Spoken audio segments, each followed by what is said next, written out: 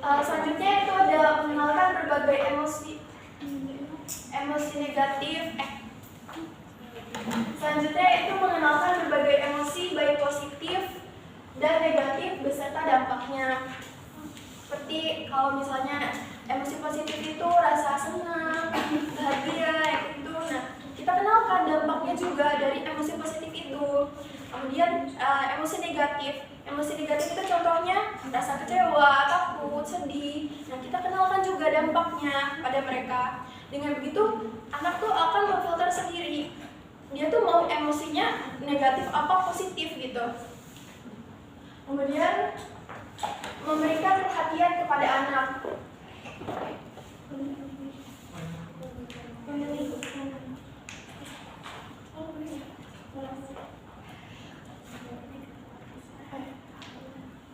Selanjutnya itu memenuhi kebutuhan anak. Nah, di sini itu bukan tentang material, tapi tentang bagaimana anak itu terpenuhi rasa kasih sayangnya, rasa amannya, rasa nyamannya, seperti itu. Kemudian memberikan kesempatan kepada anak untuk mengaktualisasikan kegemarannya. Misalnya, anaknya suka menyanyi nih, nah kita tuh welcome gitu. Terus kalau bisa kita dukung dengan memberi les privat gitu untuk mengasah kemampuannya.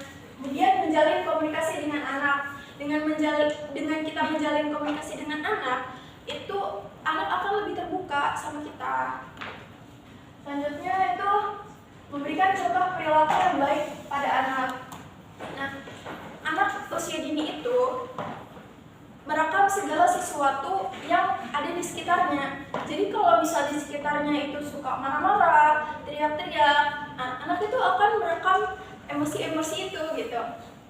Oh, gak apa-apa nih marah-marah dengan nada tinggi bicara sama orang itu gak apa-apa. Nah, lain halnya kalau misalnya lingkungannya itu positif gitu, lingkungannya itu ramah, lingkungannya itu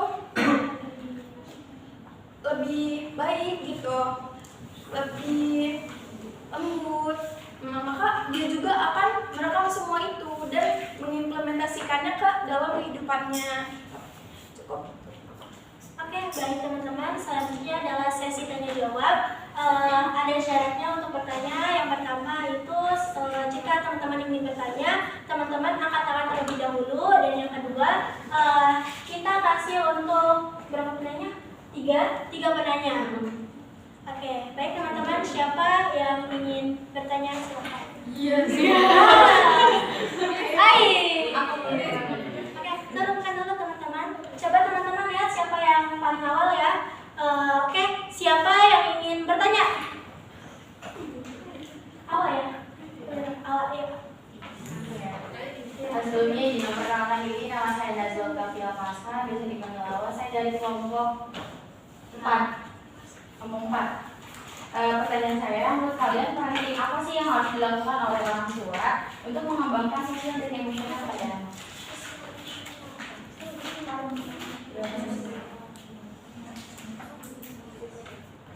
Jadi kita kan bakal jadi orang tua, penting apa yang harus kita lakukan? Terima kasih. Oke, selanjutnya. Bentar.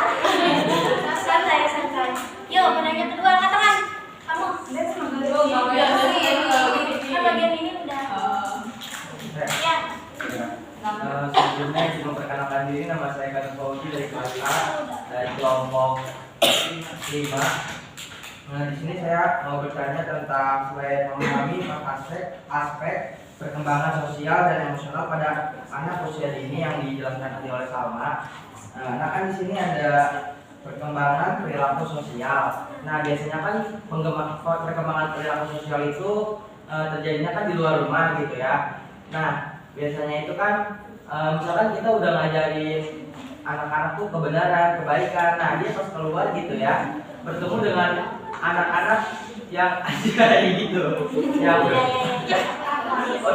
yang komennya tuh bener-bener wah gitu ya, yang tadinya anak kita polos gitu, gara-gara ikut temennya gitu jadi suka tiktokan gitu.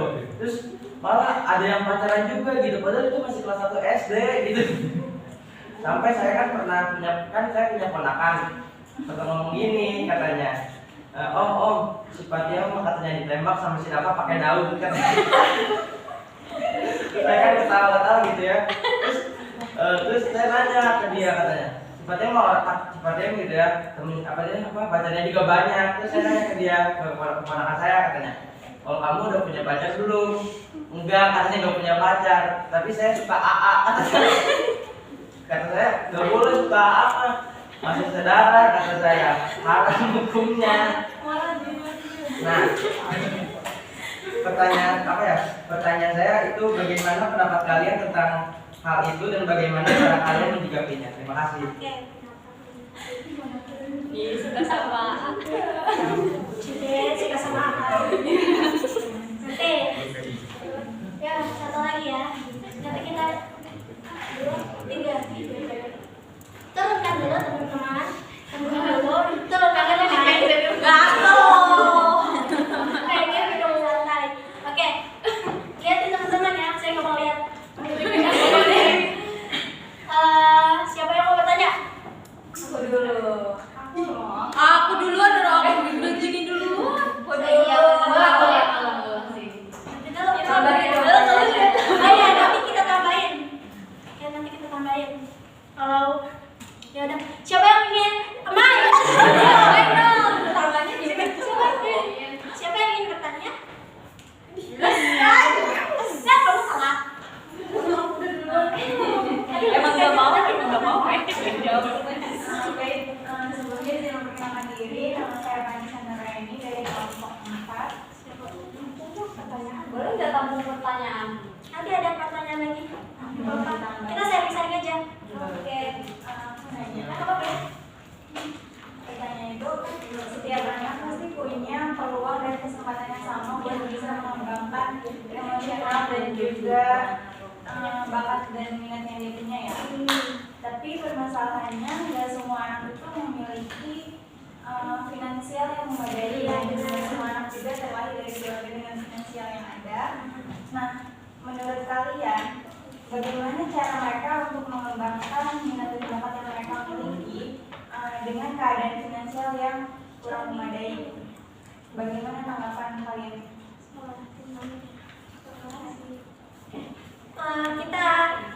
Kita ini dulu ya, jawab dulu ya yang 3 ini. Nanti kita sharing-sharing lagi. Oke, yang pertama itu ada diskusi dulu.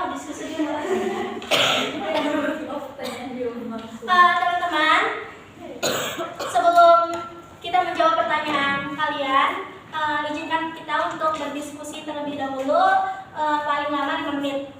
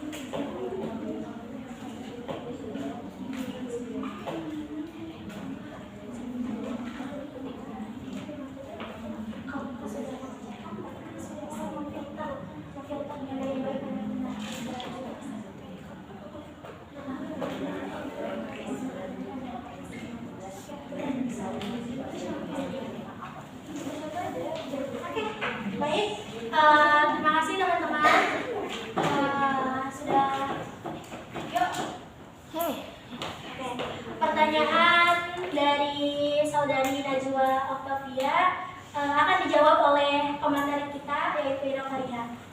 Izin menjawab ya, tapi sebelumnya aku izin mulai pertanyaannya dulu. Pertanyaannya adalah, menurut kalian, parenting apa yang harus kita lakukan pada anak? Benar kan? Oke. Yang pertama itu, sebelum menjadi orang tua kita tentunya menikah dulu dong. Ya kan? Menikah dulu. Nah, sebelum menikah itu kita harus adanya ilmu sebelum menikah. Apa kesiapan psikologi kita? Nah, ilmu itu bisa kita dapatkan melalui apa? Internet, buku, atau kalau kita memiliki finansial yang cukup, kita ikut kayak les. Nah, di situ kayak ada perkembangan ilmu tentang menjadi orang tua yang baik, menjadi orang tua idaman, menjadi bukan orang tua aja, jadi istri juga bisa sebenarnya. Ada juga ilmunya. Karena apa? Di zaman sekarang ini banyak banget les yang begitu. Les yang membuka tentang bagaimana menjadi ibu yang baik. Tapi kalau misalkan, balik lagi teman-teman, kalau misalkan dalam diri kita juga tidak memiliki finansial, tidak ada uang yang cukup untuk mengikuti les-les tersebut, maka kita bisa dapatkan di media sosial kayak TikTok. Banyak kan teman-teman kayak konten kreator yang share tentang menjadi orang tua atau parenting yang baik. Apakah cukup? Belum, karena kan aku tadi nanya itu tentang parenting apa yang harus dilakukan oleh orang tua tentang pengembangan sosial dan emosional pada anak. Lebih berpacu kepada pengembangan sosial dan emosional pada anak itu. Begitu bukan beda jawabannya, tapi itu orang tua karena yang saya tanyakan itu tentang pengembangan sosial dan emosional pada anak itu paling tentang hal itu. Oke, maaf ya tadi ini Ya, sudah tulis pakai perkembangan sosial pada anak. Jadi teman-teman sebenarnya pada perkembangan sosial pada anak juga kembali lagi pada pembahasan yang tadi saya sampaikan, menjadi orang tua yang baik, menjadi orang tua yang bisa berkomunikasi dengan anak, menjadi orang tua yang tidak mengabaikan anak. Jadi orang tua tersebut harus menjadi selalu ada di sisi anak, apalagi pada awal-awal perkembangan anak, karena hal tersebut sangat mempengaruhi pada perkembangan sosial untuk mengembangkan sosial di lingkungan masyarakat. Jadi intinya orang tua itu harus selalu mendampingi anak, apalagi tadi yang saya bahas di lingkungan keluarga. Butuh lanjut? Lanjut.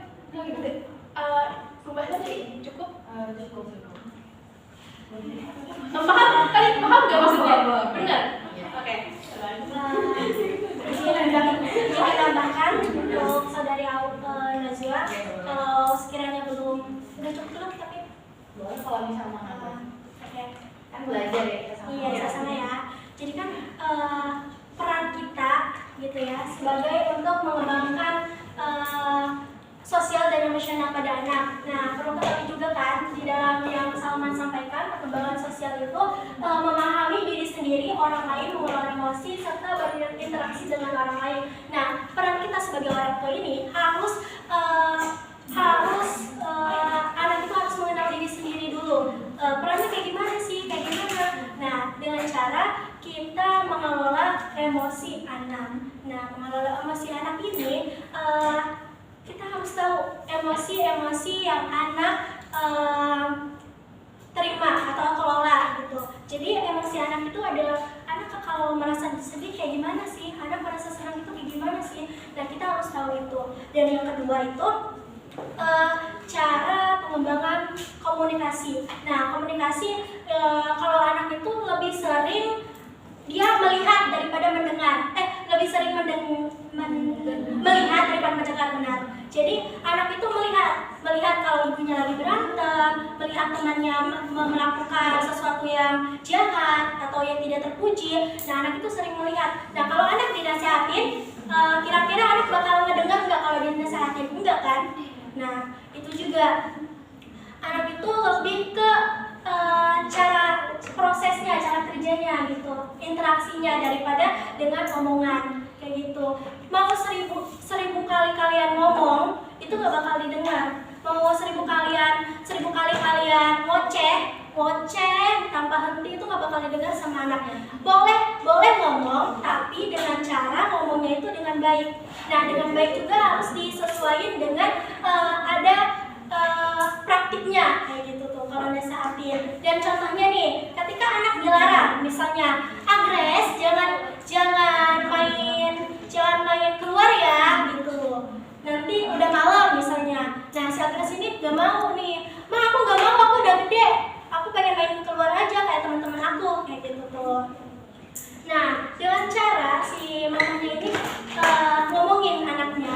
Ngomongin gimana? Nah, ngomongin ya, Agres, karena harus anak tuh harus diperhatiin, dan setelah diperhatiin baru diomongin dengan baik-baik, dengan secara dingin, kepala dingin. Kalau ngomongnya, Agres gak usah keluar, nah itu anak gak bakal ngedenger, ya kan? Kalian merasa kayak gitu juga nggak? Nah, iya. Kalau ngomongnya baik-baik, terus ceritain tentang pengalaman mamanya keluar malam mau bohong atau benar, ceritain aja di pengalaman mamanya itu. Nah, nanti si anaknya ini bakal mengerti, oh gitu ya Mak, iya deh enggak gitu. Kasihan juga lah ke mama kalau habis pulang malam, mamanya jadi khawatir, gitu jatuhnya ya. Jadi harus dengan baik dan dengan cara praktik, kayak gitu ya. Terus lanjut, pertanyaan kedua. Makasih ya. Iya, pertanyaan kedua itu Dari Eka Nur Fauzi. Nah, tadi kan bertanya tentang perkembangan perilaku sosial pada anak. Nah, saya akan menjelaskan terlebih dahulu ya perkembangan perilaku sosial yang baik dan buruknya. Nah, perkembangan perilaku yang baik itu seperti yang sudah dijelaskan oleh Des, katanya kalau anak kecil itu pastinya lebih bertindak dengan cara melihat daripada mendengar. Nah, misalnya kayak pada perilaku sosial yang baiknya, ketika temannya membutuhkan bantuan, pastinya dari kita harus membantu teman yang sedang membutuhkan. Karena jika kita mengabaikan hal tersebut, pastinya akan berdampak kepada diri kita sendiri. Bisa aja kitanya kalau tidak berempati akan dijauhkan oleh teman atau kan dijauhin karena dia memiliki sifat yang buruk. Nah, terus yang perilaku sosial yang negatifnya itu ya kayak tadi yang kayak menghasut sesama teman. Kayak dari satu orang ke orang lain menghasut kalau dia tuh si ini perilakunya buruk nih, jauhin. Nah, itu tuh gak boleh. Terus oke, jadi kan katanya Reka itu pendapat kita ya mengenai anak dari cerita yang Reka sampaikan. Pendapat dan bagaimana caranya ya? Kalau dia dan bagaimana cara menyikapinya, bagaimana cara menyikapinya? Udah nggak asing lagi ya kalau ada anak SD yang pacaran kayak gitu. Udah banyak banget itu. Nah, kebetulan kemarin saya sempat ngedatangin satu sekolah di daerah Serang juga. Dia itu cerita, Kak, dia nggak malu lah kalau dia nyatain kalau dia punya pacar. Kak, aku punya pacar loh, mau lihat nggak fotonya kayak gimana? Mau tahu nggak namanya siapa? Kayak gitu ya. Nah, peran kita nih ya terhadap kalau kita ngituin anak itu, nah ya udah kita tanya, kita dengerin aja dia cerita, kita dengerin, oh gitu ya. Terus nanti udah dia selesai ceritanya, udah ngocehnya, nah baru kita tanya, emang pacaran itu apa sih? Kayak gitu. Nah, nanti si anak itu bakal mikir, oh iya pacaran itu apa sih? Nah, nanti setelah anak ini mikir, ditanya, pacaran itu dampaknya buat kamu apa sih? Ada keuntungannya nggak buat kamu? Nah, nanti si anak itu kalau sudah nyaman ke kita, dia bakal bercerita terus. Oh iya, aku kalau pacaran Kak suka sakit hati kalau ngeliat dia duduk sama temen aku, katanya gitu ya. Itu contohnya, emang ada kayak gitu. Teman aku katanya kayak gitu. Oh, kamu suka sakit hati ya? Kalau kamu ngalamin sakit hati berarti itu baik apa enggak? Kayak gitu tuh. Ah, itu nggak baik Kak. Oh, iya benar, itu nggak baik. Makanya untuk sekarang karena usia kamu belum cukup untuk pacaran, mendingan jangan pacaran dulu. Kalau mau suka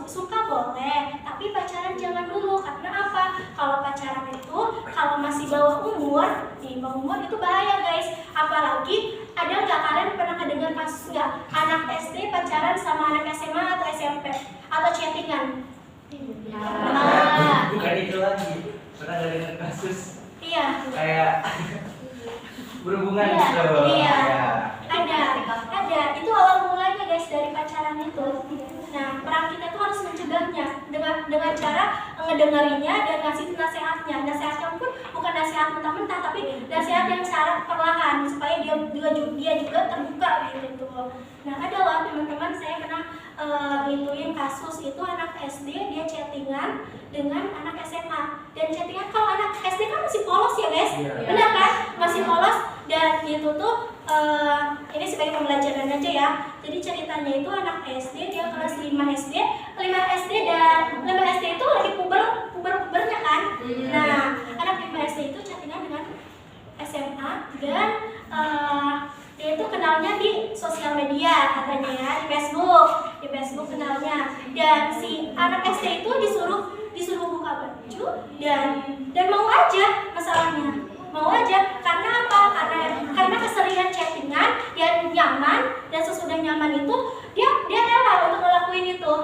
Kayak gitu guys. Jadi nanti nih kalau anak SD kayak gini, tolong dong kasih itu, nanti aku gak mau chattingan lagi nih sama kamu. Nah kayak gitu tuh. Nah itu anak SD bakal takut karena apa? Nah ini sesuai juga dengan parenting ibu, karena si anak ini mencari kenyamanan. Ketika si anak ini tidak nyaman di rumahnya, tidak nyaman dengan orang tuanya, maka si anak ini mencari kenyamanan di orang lain. Nah, di orang lain itu sama tuh kayak gitu. Jadi peran kita sebagai ibu harus yang pertama, jika anak sudah menggunakan handphone, cek handphonenya. Kalau enggak, ada kan mode anak kalau nggak salah. Nah, itu tuh. Jadi coba cek handphonenya dan awasi tentang handphonenya ini. Karena di handphone ini sangat berbahaya guys untuk anak. Karena apa? Karena banyak situs-situs yang mungkin ini sudah berbahaya tapi pemerintah masih membukanya. Gitu. Sudah tahu berbahaya, sudah tahu berdampak negatif dan sudah tahu banyak korbannya tapi pemerintah masih mengizinkannya gitu. Jadi awasi adik-adik kalian, awasi saudara kalian jika bermain handphone kayak gitu ya. Nah itu Enggak. Kalau misalkan kita mengawasinya gitu ya dengan cara kayak pengawasannya yang lebih ketat gitu. Takutnya gitu si anak itu memberontak kayak si Loli.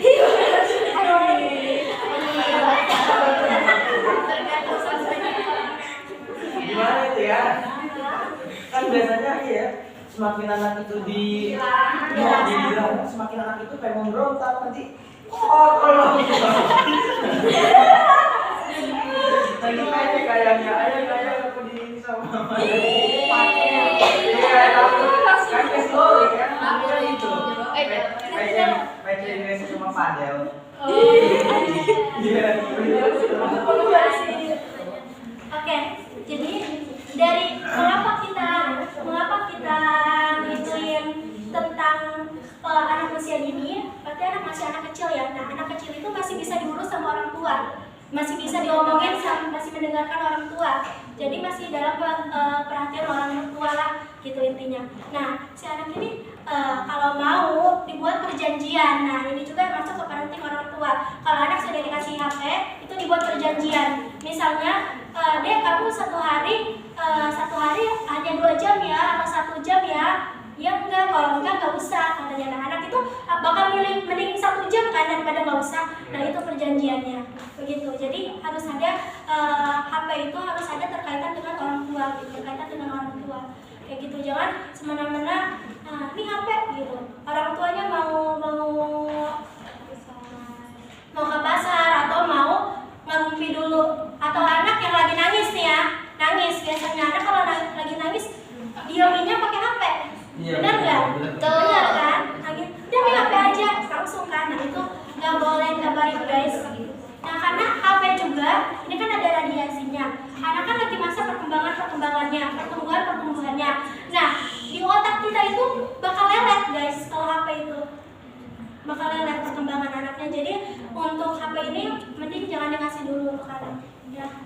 sebagai kalian orang tua. Oke, terima kasih.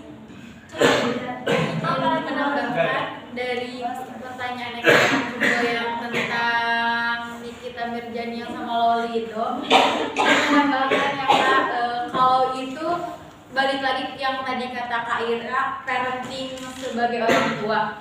Kita semua tahu gak sih sikap Nikmir itu kayak gimana, yang orangnya emosian, bahasanya belak-belakan dan gak pernah disaring gitu kalau ngomong ya. Dan itu bisa jadi anak itu mengikuti apa yang orang tua itu lakukan. Salah satunya yang si Loli belak-belakan di media sosial kan, yang kayak bahasanya gak pernah dijaga. Itu mungkin kebiasaan dia mendengar dari orang tuanya itu seperti itu. Dan balik lagi ke diri kita, sebagaimana bisa kita harus membuat anak kita itu mengikuti kita itu yang baik-baiknya aja, dan sebagai bisa juga kita harus menutupi kejelekan kita dari anak kita seperti itu. Terima kasih. Di filter juga omongannya ya kalau jadi orang tua. Iya, benar kata Desi tadi itu yang anak baik. Iya benar, saya punya keponakan juga ya. Umurnya itu 8 bulan. Itu 8 bulan. Iya, iya. 8 bulan. 8 bulan Ya, ya. itu kalau misalkan lagi nangis gitu di YouTube itu suka berhenti. Parenting sosial ya. Bener bahwa emang kayak gak baik gitu ya kalau misalkan kita ngasih HP kepada anak kecil. Ini dong dikasih tahu ke ibunya dan Iya. baik-baik aja gitu. Soalnya kalau 8 bulan itu masa-masa Iya, pertumbuhan, dia kan belum bisa jalan kan 8 bulan tuh. Bisa melihat. Iya. Tapi itu juga kayak dikasih taunya apa ya, di YouTube-nya tuh kayak ngaji gitu. Tapi ya, kalau misalkan walaupun apa sih tontonannya itu juga baik, pasti akan berpengaruh tahu kalau Iya. misalkan dari umur 8 bulan sampai seterusnya gitu. Pasti nanti cenderung akan melihat HP walaupun tontonannya itu baik. Iya. Terus 8 bulan itu matanya masih ini ya, masih rentan gitu. Nah, itu juga kadang suka diredupin banget gitu cahayanya gitu. Jadi sama Terus sekali ya. satu tahun umurnya masih bisa jalan leng-leng lah. Padahal saudara saya juga kayak gitu. Bahasa rasa. Bahasa rasa. Terima kasih ya Desti. Iya, terima kasih. Buat Makasih ya. ilmunya, sama terima kasih juga sama. Iya. Ingat ya, jadi orang tua harus filter omongan. Mau semarah apapun itu. Oke. Lanjut pertanyaan ke-3. Pertanyaan dari Parisa. Akan dijelaskan oleh Ibu ya. Izin dijawab ya, Mbak Nisa. Aku lanjutkan pertanyaannya. Bagaimana cara mengembangkan minat dan bakat ketika finansial tidak memenuhi gitu? Anak itu kan tidak harus selalu dengan finansial mengembangkan minat dan bakat itu. Di sekolah kita kan ada organisasi. Nah, anak itu bisa ikut organisasi tersebut, kayak organisasi band itu kan ada kan, basket yang kayak gitu. Nah, anak itu bisa ikut dari organisasi tanpa finansial. Apa kelas? Izin menambahkan Kak. Oke, izin ya Kak semuanya untuk menambahkan yang mungkin nggak semua sekolah ada organisasi band atau yang gitu-gitu ya. Mungkin kita bisa dengan kekreatifan kita, contohnya bikin drum, ini panci ini ya. Mesti yang Ember gede, ini apa? Drum gitu ya. Itu bisa kita ekspor jadi drum ini gini, kayak mainan buat anak kecil yang intinya dia mengetahui perbedaan nada atau suara itu. Bisa dari botol kaca itu bekas marjan, bisa ting ting ting dikasih air kan, makin tambah volume air itu tambah beda dentingan suaranya. Bisa dari ini apa sih namanya, ini tutup kaleng kreng itu bisa kemungkinan besar buat untuk solusi dari musik itu. Terima kasih Kak. Tapi saya juga waktu itu pernah bikin tahu kayak gitu, tau gak sih kalian yang paralon besar itu? Iya, iya. Nah, nanti paralon besarnya itu di Iya, atasnya itu ada bentuk Plastik. Oh iya. lebar. Nah, nanti Oh, terus kalau misalkan mau nyarinya yang terlalu hitam gitu, kita tutup apa paralon itu, tutupnya itu dikasih sama kertas ciki gitu ya, biar nanti main tuh karena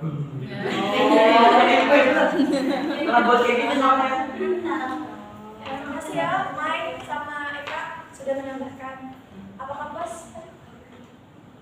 Kurang sih, karena ini kan di sini bebasnya itu kan pada yang usia dini, itu kan? Iya.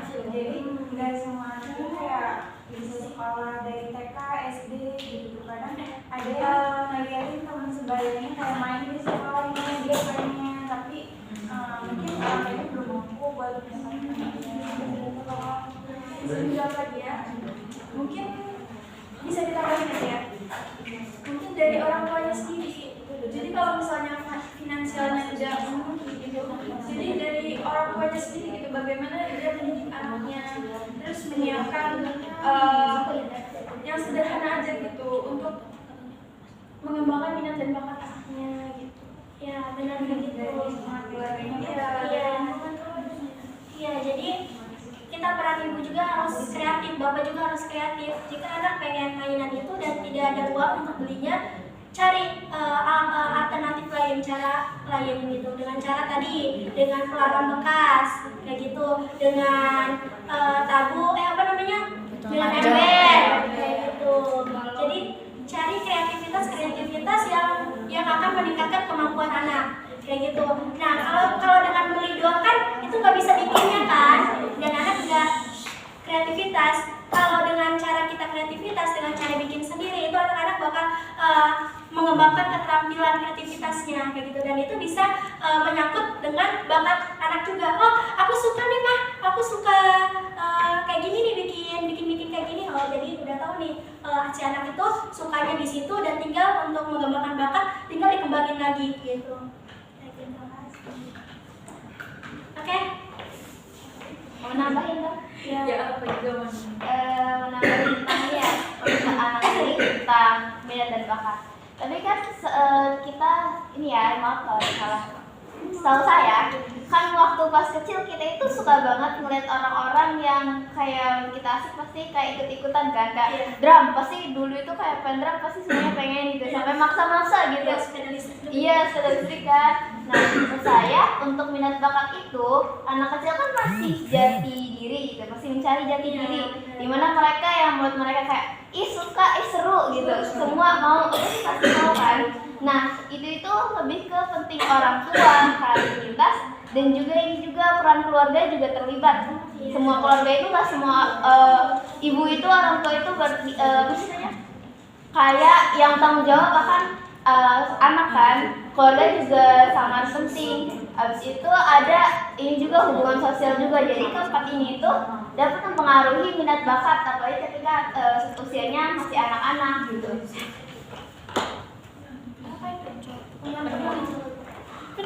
Ih, baru penuh loh. Enggak sih. Bisa 34. Ya, Jadi kan saya untuk minat dan bakat itu masih bisa dicari, dan untuk finansial itu finansial itu bukan suatu penghalang, dan jangan pernah menganggap itu penghalang. Itu segimana kemampuan kita, kreativitas kita, dan juga memanfaatkan yang sekarang lagi ini, yang sekarang kayak internet, lalu ada orang-orang kan kita bisa menanyakan gitu. Jadi jangan pernah terpatok akan yang namanya finansial. Nah, terima kasih Alia. Ya. Oke. Kak izin menambahkan Ida, buat yang tadi kata Kak Vanessa yang tentang kan bisa aja anak itu gak bisa TK, SD atau yang gak kekurangan finansialnya. Sebenarnya kita dari awal aja kebanyakannya dari kita, mungkin apalagi zaman modern sekarang banyak kan yang bilang ibu itu makanya harus belajar, pendidikannya harus tinggi.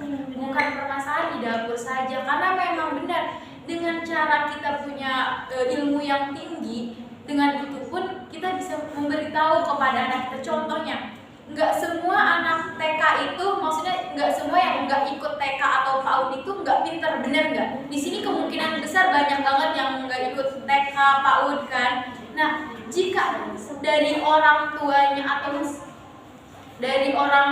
atau dari ibunya itu yang memberi langsung ilmu kepada anaknya itu, kemungkinan besar anaknya pun tahu apa yang akan dipelajari di TK itu, tidak harus ikut ke TK. Walaupun memang benar kita sebagai ibu tuh sangat was-was ya nggak tahu cara sosial di luar tuh sangat-sangat kayak takut. Saat dia besar dia nggak tahu nih gimana cara sosial yang benar gitu. Tetapi balik lagi ke diri kita, sebagai ibu itu penting banget yang namanya pintar, cerdas, dan kreatif, karena itu tanggung jawab kita. Dan selanjutnya untuk finansial, saya sebenarnya maaf banget ya, menurut saya di dalam agama juga kita tahu kan, sebelum kita menikah kita harus melihat kekayaannya, kegantengannya kan, keluarganya, dan kecerdasannya. Iya, seperti itu. Karena jika kita kekurangan finansial, contohnya saya sebagai orang yang cukup lah menikah dengan seorang yang yang kurang, saya masih memikirkan terlebih dahulu bagaimana kedepannya, bagaimana anak saya, bagaimana pendidikan anak saya. Jika memang finansial kita nggak bisa, harusnya kita sebelum menikah itu sudah merencanakan apa saja tabungan kita yang bisa membuat anak kita ini tidak kekurangan. Seharusnya sebelum kita menikah kita tahu apa saja dana-dana untuk kedepannya. Nggak mungkin kita menikah tanpa ada tanpa ada tujuannya gitu. Kita menikah memang benar tujuannya untuk Allah. Tetapi di dunia ini kita harus tahu bahwa nggak semuanya itu bisa kayak percuma secara gratisan kan, nggak, apalagi dana untuk sekolah, makanan sehari-hari. Menurut saya buat finansial itu ya kalian masa nggak bisa mencari, sedangkan ya cowok gitu kepala keluarga itu adalah tanggungannya buat kita semua kan. Terima kasih. Terima kasih Alia dan Mai. Baik teman-teman, selanjutnya cukupkan sudah tentang sesi tanya jawab hari ini. Jika ingin bertanya boleh di luar presentasi hari ini. Nah teman-teman, coba kita lihat.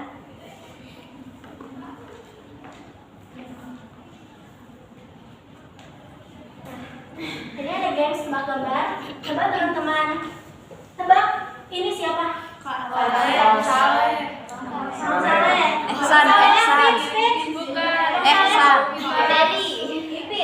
Ipin, Abang Saleh. Kak Ros. Oke, kita lihat ya teman-teman. Kak Ros.